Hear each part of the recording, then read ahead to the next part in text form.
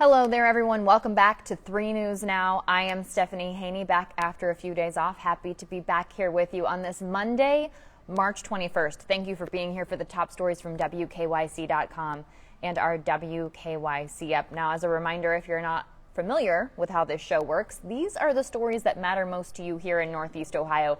These are the stories that people are clicking on, reading, and sharing from our website and our app. And we'll start off with an update that really brings what's happening in Ukraine as Russia continues its attacks home, literally, because one of the first Ukrainian families to have fled their home several weeks ago in Ukraine has now arrived here in Parma. Now, they used to live here before, and this is a return for them, not making it any easier, though, to be completely displaced. It's the Kamuliak family, and now they are in a 2-bedroom apartment in Parma. Our Marissa Sines spent the day with them. The apartment is pretty much empty because all they were able to leave with was a suitcase and a carry-on each. Now, this is a family of 3. It's Lyudmila, and her 2 teenage children, Karina and Artur, and they're trying now to make this into a home. So the daughter and the mother, they'll be sharing a room. The mother still doesn't have yet a bed, but they did have some donations that they have gotten from people. They had unpacked some things for the kitchen and some food that people had brought to them. They're very, very grateful, but still kind of coming to terms with the fact that this is their new reality. Now, they lived in the Parma area for 9 years before going to Ukraine to stay with family. That was in 2020. And they said when they left Ukraine now to return back here to Parma, they were in a big rush, not a lot of time to do anything. And Karina said that she was sleeping. Her mom woke her up that morning. It was a Thursday morning, and said, "Wake up, we need to leave." And they spent 10 hours at the Ukraine and Poland border, and then they got on a flight to Toledo. Now they're settling back in Parma, trying to make the best of a very difficult situation. Here's what's happening right now in Ukraine. Ukrainian officials have rejected a Russian demand for their forces in Mariupol to surrender. And they had demanded this, Russians had demanded this in exchange for safe passage out of the city of Mariupol. Now, Russia is intensifying its attacks there. Other parts of Ukraine, its attacks have been less successful. But what we are hearing now from experts, from Western governments, is that it's a concern that this could turn into a broader conflict as a war of attrition, and that Russia is just hoping to keep bombarding cities and wear down the Ukrainian people who up until this point have been resisting much more intensely than the Russian officials seemed to have thought that they were. Now, the city of Mariupol has been under attack for more than 3 weeks, and some of the things that are happening there, people are calling them war crimes. Recently, strikes hit an art school that was sheltering 400 people. We already heard about the attacks on a maternity ward in Ukraine.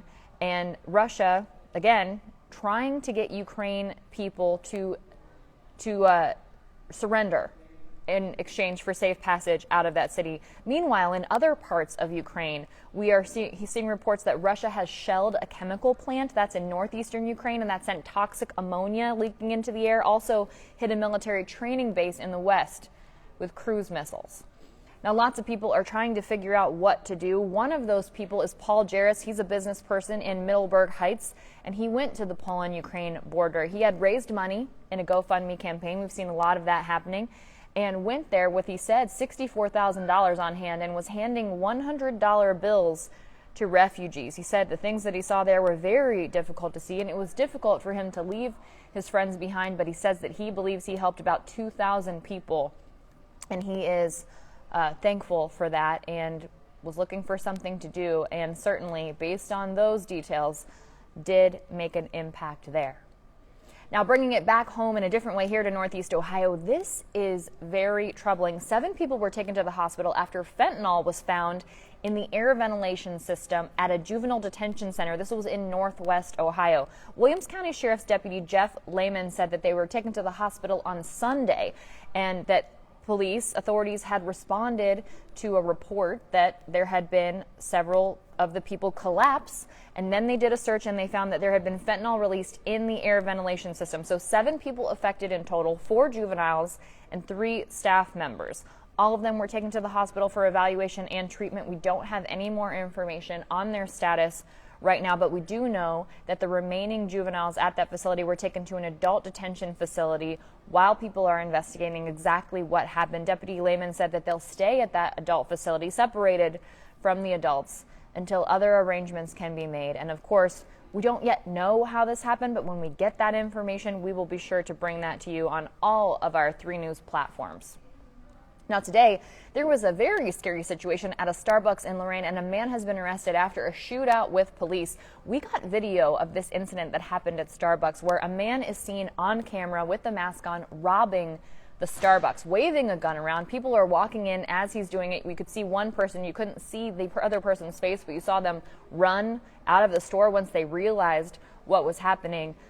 Very scary video. We have it on WKYC.com. You can also find it on our WKYC YouTube page. You can't see the man's face from his nose up because he was wearing a mask. He was wearing a mask that we've all gotten very used to seeing during the pandemic, covering his nose to the bottom of his face. But police believe that this is the man that they had a confrontation with as he was fleeing on foot, got into a car. There was a police chase. There was some shooting, and now that man is at a local hospital for treatment. We don't know exactly what happened there, but again, a developing story. As we get more information, we will be sure to bring it to you.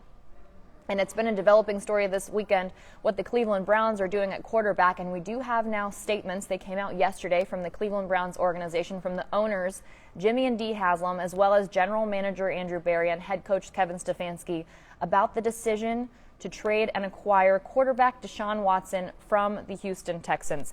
Everyone released an individual statement except for Dee and Jimmy Haslam, who released that statement together. This is all going back to the fact that there are sexual misconduct allegations against Watson. Here are what Jimmy and Dee Haslam said. They said they spent a tremendous amount of time exploring and investigating the opportunity to trade for Deshaun Watson. Here's a direct quote from them. "We are acutely aware and empathetic to the highly personal sentiments expressed about this decision. Our team's comprehensive evaluation process was of utmost importance due to the sensitive nature of this situation and the complex factors involved." So to give you a little bit more detail about the allegations that are pending against Deshaun Watson, more than 20 women have publicly accused him of things ranging from harassment to sexual assault, and much of this alleged activity is said to have occurred at various massage parlors around the Houston area. Now, Watson has completely denied the allegations against him, but he did not take the field for the entire 2021 season, in part due to the legal investigations, but also the Texans had said that they didn't want him to be injured in order to damage any potential trade value. Now, earlier this month, a grand jury chose not to indict Watson on charges that he had faced stemming from some of these allegations. Grand jury proceedings are in private, so we do not know exactly what evidence was presented at that grand jury situation. We do know that there is pending civil litigation against Watson and that people have very different opinions on this choice by the Cleveland Browns. One organization that is speaking up is the Cleveland Rape Crisis Center. They have spoken publicly about that. Here's what they've said. They said, "We understand the story surrounding Deshaun Watson joining the Cleveland Browns." They said they understand it's triggering for many friends and neighbors. They said they want to know anyone who needs support can visit the Cleveland Rape Crisis Center, available 24/7, 365. So round-the-clock support for people who might be feeling triggered by this news. They say this: "To the community, we say we see you. We hear your outrage. We feel it too. Every click, every post, and every tweet, every donation sends a clear message." So there are people who are calling for donations to the Cleveland Rape Crisis Center in light of this choice by the Cleveland Browns to move forward with Deshaun Watson at quarterback. They're also suggesting, if you want to do more to combat sexual violence, to participate in an upcoming ambassador training program and to invite the prevention program to schools or donate money to the cause. And we have links to learn more about all of those possibilities on WKYC.com. Now, shifting gears to some change that is coming to Parma. After nearly 100 years, the Ridgewood Golf Course Clubhouse, which was built in 1925, it's coming down. That demolition starts today. And what will take its place is a community center for all residents. and they say that that will be able to host lots of different events that will happen year-round, as opposed to the clubhouse, which was limited to only people who enjoyed golf. And so they are very much looking forward to that. Something else that we can look forward to, a big announcement coming from the Cleveland Metro Park Zoo. That's on Tuesday. They teased a big announcement, didn't tell us exactly what, but seems like they have maybe some sort of an expansion coming to the property. But in that video, they also showed a clip of the new baby gorilla born there last year. Very excited about that. Something else coming here to the area soon. The Price is Right tour is going on a coast-to-coast tour with Cleveland. You remember that's hosted by beloved Cleveland guy Drew Carey. Well, it will be here in Cleveland, Ohio, Friday, May 6th. So if you want to see that in person, we've got those details on WKYC.com. And you need to check out our spring fun guide from Laura DeMarco. That's on WKYC.com. Here's just a couple of the things coming up that you can take advantage of. The Cleveland International Film Festival will be back. Daffodil Days will be coming up at the Lakeview Cemetery. It's looking like maybe mid-April for those balloons. And Dingus Day will be Monday, April 18th. That'll be back this year. And you need to check out more of that on WKYC.com. Again, that comes from our contributor, Laura DeMarco, who knows Cleveland just as well as anybody, better than a lot of people. All right, that's it for your 3 News Now update today for Monday, March 21st. I will see you back here tomorrow with more 3 News Now.